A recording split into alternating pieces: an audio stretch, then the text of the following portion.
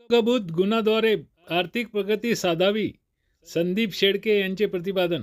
शेगाव येथे आयोजित महिला मेळाव्याला उत्स्फूर्त असा प्रतिसाद. महिलांमध्ये बचत, काटकसर, चिकाटी हे नैसर्गिक गुण आहेत. घेतलेल्या कर्जाची महिला नियमित परतफेड करत असतात.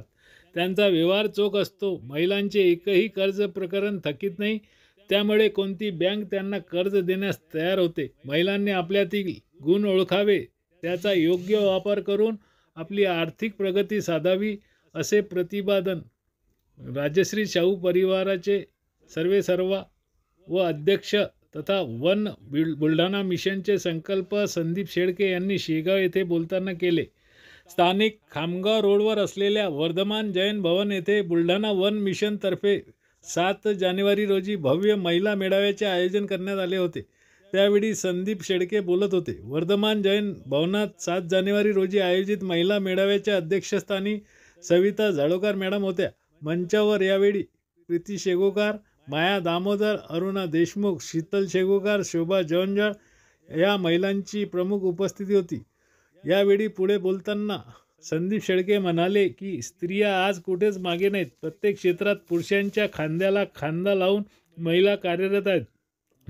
स्त्रियांनी स्वतःच्या पायावर उभे राहावे, आर्थिक साक्षर व्हावे, याकरिता राजश्री शाहू परिवाराने नेहमीच पुढाकार घेतला आहे. बचत गटांच्या 35,000 महिलांना 150 कोटी रुपयांचे आर्थिक सहाय्य देण्यात आलेले आहे.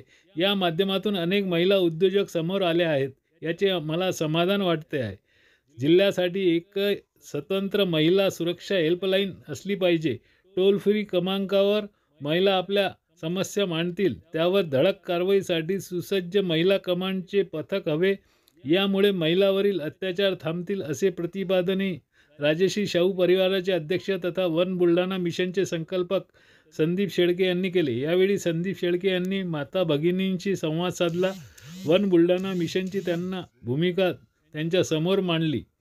मेळाव्याला मिळालेल्या उत्स्फूर्त प्रतिसाद स्त्री सक्षमीकरणाच्या दिशेने टाकलेले हे मोठे पाऊल असल्याचे दिसून आले. कार्यक्रमाचे प्रास्ताविक गोविंद येवले यांनी केले. संचालन व आभार प्रीती सावळे यांनी मानले.